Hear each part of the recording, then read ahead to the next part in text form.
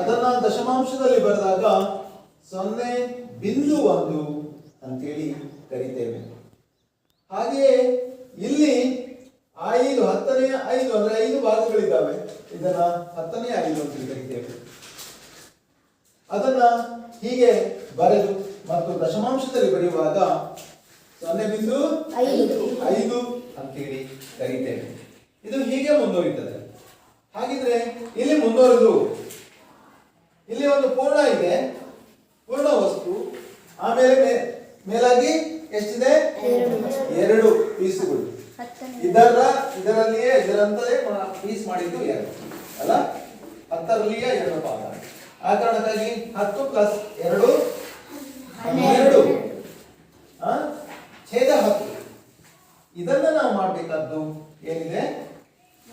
ಹೌದು, 1.2 ಅಂತ ಹೇಳಿ ನಾವು ಬರಿಬೇಕು. ಯಾಕಪ್ಪ ಅಂತ ಹೇಳಿದ್ರೆ ಇಲ್ಲಿ ದಶಮಾಂಶ ಬಿಂದುವನ್ನು ಒಳಗೊಂಡು ಅಂಶದಲ್ಲಿ ಯಾವುದಿರುತ್ತೋ ಅದನ್ನ ಬರೆದ್ರೆ ಆಗಿದೆ. ಇದು ಹೀಗೆ ಪ್ರಕ್ರಿಯೆಗಳು ಮುಂದುವರಿತವೆ. ಇವಾಗ ನಿಮ್ಮ ಸರದಿ ನೀವು ಹೇಳಬೇಕು, ಛೇದ 10 ಇರಬೇಕು, ಸಂಖ್ಯೆ ಯಾವ ಅಂಶದಲ್ಲಿ ಯಾವ್ದಾದ್ರೂ ಬೇಕು. 10ನೇ 9 ಎಸ್ ಆಗುತ್ತೆ. 10ನೇ 17 10ನೇ 17 10ನೇ 19 ಹೌದು.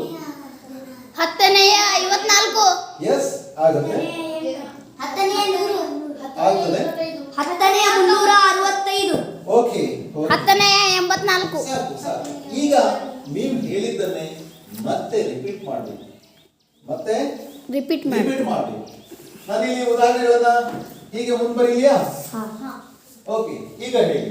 10ನೇ 19 10ನೇ 19 ಒಂದು ದಶಮಾಂಶದಲ್ಲಿ ಬರೀಬೇಕು. 1.9 1.9 ಎಸ್, ವೆರಿ ಗುಡ್. 1.9 ಮತ್ತೆ 10.365 ನೇರ ಹೋಯ್ತು. ಆಗ ಹೇಳಿದ್ದನ್ನೇ ಹೇಳಿ. 10ನೇ 84 1 by 1 10ನೇ 84 10ನೇ 84 8.4 10ನೇ 16 ಆಗಿಂದ ಮೈತ್ರಿ ಹೇಳ್ತಾ ಇದ್ದಾಳೆ. ಅದನ್ನೊಂದು ಬರ್ಬೇಡ.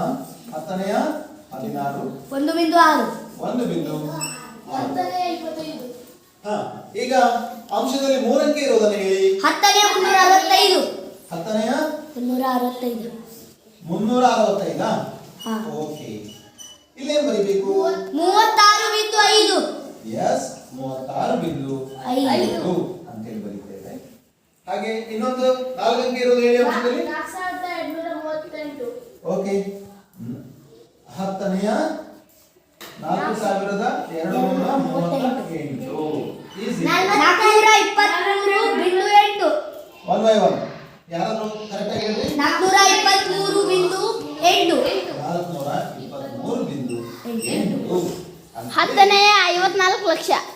Okay okay. ಏನಿದೆ? ಒಂದೆಯ ಕೊನೆಯಲ್ಲಿ ಏನಿದೆ? ದಶಮಾಂಶ ಬಿಂದು ಮತ್ತು ಅಂಶವನ್ನು ಸೇರಿ ಒಂದು ಸ್ಥಾನ ಬಿಟ್ಟು ಬರೆದ್ರೆ ಸಾಕು. ಅರ್ಥ ಆಯ್ತಾ? ಹಾಗೆ ಬರೆಯೋದನ್ನ ನೀವು ನೆನಪಲ್ಲಿ ಇಟ್ಕೊಳ್ಬೇಕು, ರೂಢಿ ಮಾಡ್ಕೊಳ್ಬೇಕು. ದಶಮ ಅಂಶ ಅಂದ್ರೆ ಮಕ್ಕಳೇ 10ರ ಅಂಶ. 10ರ ಅಂಶ ಬಂದ್ಬಿಡೋದು.